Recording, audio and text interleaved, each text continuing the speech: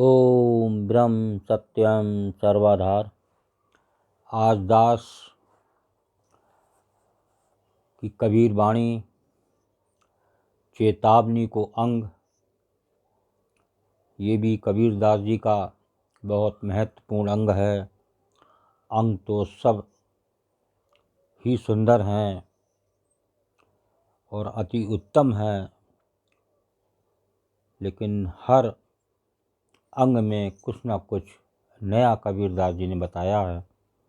तो आज चेतावनी को अंग के बारे में क्या निर्देश दे रहे हैं जीव को, तो पहले इसे श्रवण करें, फिर उसके बाद वाणी पर विचार होगा। वे सभी वस्तुएं जिनके प्रति इंद्रियां संवेदनशील होती हैं, वे माया जनित वस्तुएं हैं। ये सब संसार तक सीमित हैं। संसार से परे इनकी कोई गति नहीं है। माया जनित ये सभी वस्तुएं नाशवान हैं। ये वस्तुएं इसी संसार में उपजी और अंततः इसी संसार के काल चक्र में विलीन हो जाते हैं। माया प्रत्येक मनुष्य के मन में है। मन रूपी सागर में काम, क्रोध, लोभ, तृष्णा, ईर्षा, द्वेष आदि की लहरें उठती रहती हैं। इन लहरों में व्यक्ति स्वयं डूबता रहता है। माया मन में ही है, परंतु माया का स्थान बुद्धि में नहीं है। देखिए, ये एक खास बात कबीरदास जी ने बताई कि माया का स्थान बुद्धि में नहीं है, क्योंकि बुद्धि जो है वो मन से ऊपर होती है।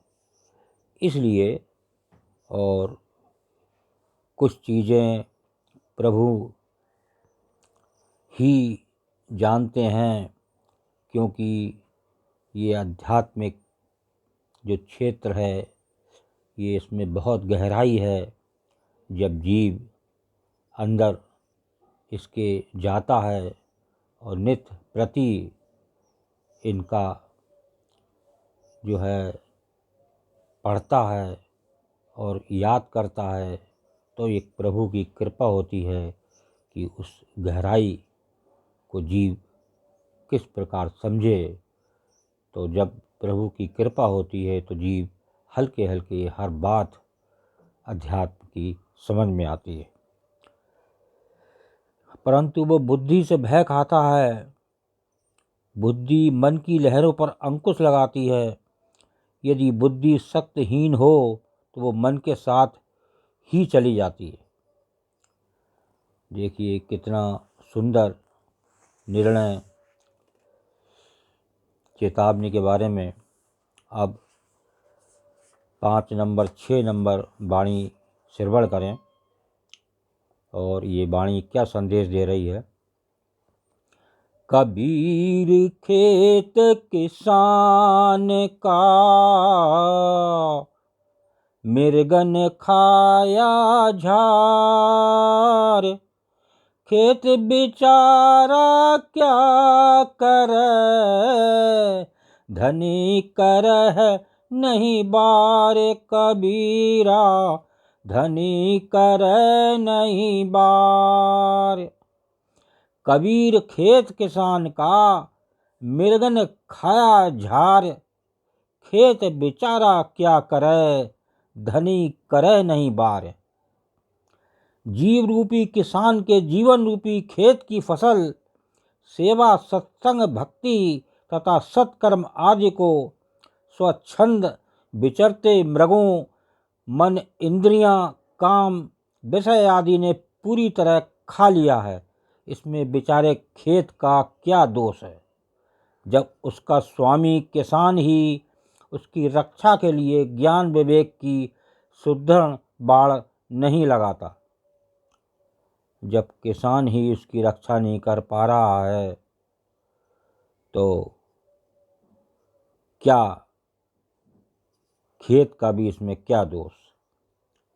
दूसरी वाणी को श्रवण करें। कबीर या संसार में घना मानुष मतहीन, राम नाम जाना नहीं, आए टापा दीन कबीरा, आए टापा दीन। कबीर या संसार में घना मानुष मतहीन, राम नाम जाना नहीं, आए टापा दीन। क्या सुंदर वाणी है कबीरदास जी की। इसका संकेत क्या दे रही है वाणी, इसको श्रवण करें। कबीर जी कहते हैं कि संसार में अनेक मनुष्य ज्ञान विवेक से शून्य तथा अज्ञानी व मूर्ख हैं। देखिए यहाँ जो है मनुष्य को अज्ञानी व मूर्ख बता रहे हैं। अब वास्तव में जिसके पास प्रभु का ज्ञान नहीं है, प्रभु की चरणों में याद नहीं है, तो वो जो है जीव या मनुष्य वो मूर्ख ही होगा। उन्होंने अंतर्यामी अविनाशी राम के नाम को नहीं जाना। देखिए जो एक साक्षात प्रभु, वो अंतर्यामी जो घट घट में व्यापक हैं, आज उसको जानने से जीव बहुत दूर है और वो एक आस्था अपनी बाहर ही पूजाओं पर बनाया हुआ है। जबकि जितने भी सत्पुरुष संत इस संसार में आए, सब ने जो आत्म दर्शन किया, आत्म तत्व को महसूस किया, वो जो है अंदर ही किया। तो अंतर्यामी प्रभु का दर्शन अंतर ही होता है। और आज जीव की दौड़ इस संसार में बाहर लगी हुई है। तो जब जो चीज़ हमें अंदर मिल रही है, साक्षात विराजमान है, और हम ढूंढ रहे हैं बाहर, यही प्रभु की लीला है। देखिए कि पास में होते हुए भी जीव कितना दूर है, ये प्रभु की लीला को समझें। तो उन्होंने अंतर्यामी अविनाशी राम के नाम को नहीं जाना, आत्मा की साधना नहीं की, बस यूं ही संसार की राहों में भटकते फिर रहे हैं। आज की ये वाणी